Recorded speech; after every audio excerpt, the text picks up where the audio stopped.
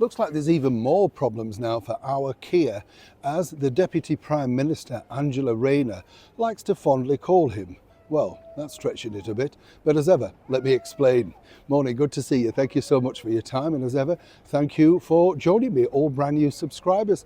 You know, I can't believe how quickly that we've joined, we've sort of made this group so much more successful, and it's really all down to you. I'm glad that you like the content that I'm putting together for you, whether it be the history, the films, the news, the royals, all that sort of stuff. It's a real pleasure to make it for you, genuinely. And, there are days, I've got to be honest, when you kind of think, will the chums like this? Do you enjoy this, But I think we're all on the same wavelength. We kind of get angry about the same things. We enjoy the same sort of stuff, and that's what makes friends good, isn't it? You can have a difference of opinion. I totally get all of that.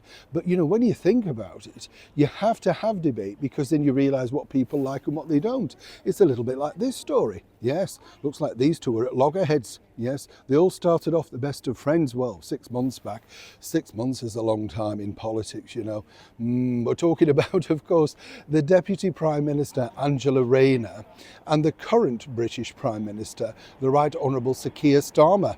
Now, as you know, Ange likes to see herself as a powerhouse, One of the people, not educated, pulled herself up, all of that sort of stuff. And I don't mean that unkindly, that's the way she describes herself. But you see, that particular act, and trust me, it is an act. Angela lives a very glamorous life, and has, I would say, funneled her way through to get that life, very demanding, Well, now she's finding that literally there is a glass ceiling, particularly if you're a woman. And this is where it becomes dangerous when you're in the sort of pivotals of power.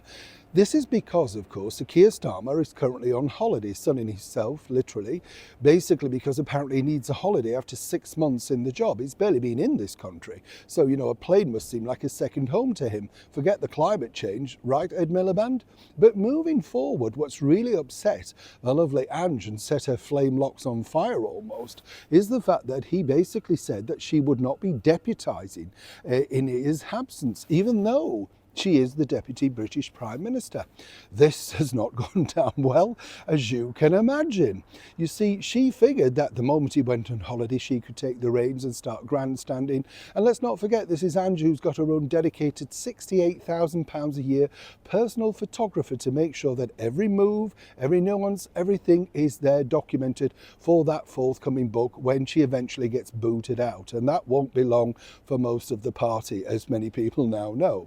But behind the scenes, apparently, Ange now, he's basically saying to colleagues, and as ever we have to say allegedly, how much worse can it get before the people turn upon them? And by upon them, she means, of course, the leader, Sir Keir Starmer. Everybody knows he's on borrowed time. He doesn't care. He's now down in the history books, and he's dishing out knighthoods to people that people absolutely detest and loathe.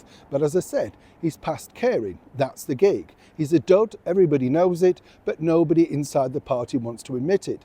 They'll only start to turn when things turn on them. And that's exactly now what's happening behind the scenes, as the lovely Ange has decided she is the deputy, but only in name. She's never going to be in power. And that now apparently set off ructions behind that famous black door of 10 Downing Street. Maybe he should have even treated Larry the cat a little bit nicer. That could end up being Sir Keir's only friend, right? Neil Sean in the very heart of London.